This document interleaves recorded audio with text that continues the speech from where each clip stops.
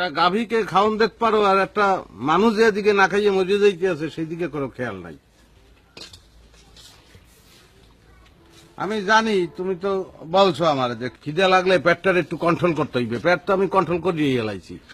কন্ট্রোলের যে কালে খিদে লাগে সেই কন্ট্রোলরে কন্ট্রোল করবে কেটা? আমি এত পেঁচার কথা বুঝি না।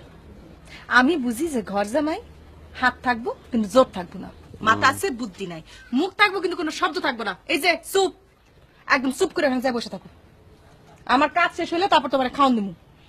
আর শোনো, বুদ্ধি থাকলে না ঘর জামাই থাকা আরেকটা বিয়া করা যায়। হয়, আমার তো বুদ্ধি নাই, আমি তো বলদ।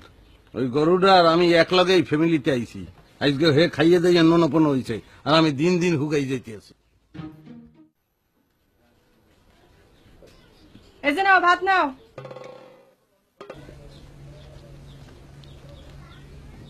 ভাতে আমি কেমন তারা কি করবো? আনাজ তরকারি কই?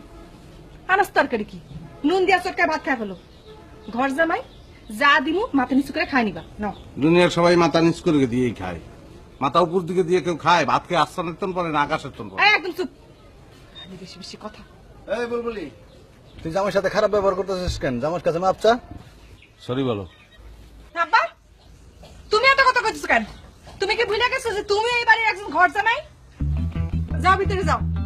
আব্বা, সে সত্য কথা বলছে, ঘর জামাইয়ের কোনো বেল নেই, আপনি ঘরে যান, আপনার ওই আমি ফাইট দিতে আছি। কি করবা তুমি?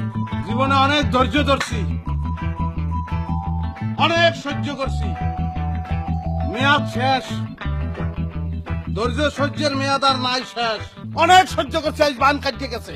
ঘর জামাই ঘর জামাই ঘর জামাই হনতে হনতে হনতে হনতে কান দুটে জ্বালাবালা হয়ে গেছে আমার।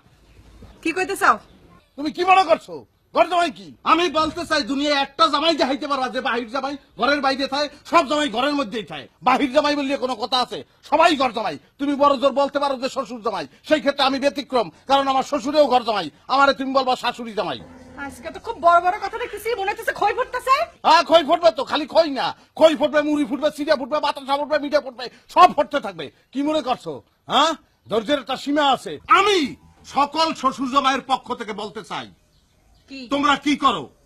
তোমরা শ্বশুরের বাড়িতে যাইয়া কি ঘটনাটা ঘটাও, সংসারটারে ভাঙ্গে খান খান করে হালাও, তস করে হালাও, স্বামীরে নিয়ে বেলাকে আলাদা থাও, এটা কি ভালো? সেখানে আমরা উল্টা কাজ করতে আছি, বড় মনের পরিচয় দিতে আছি। তোমাদের এখানে এসে তোমাদের সঙ্গে আমরা মেসিং করে থাকতে আছি।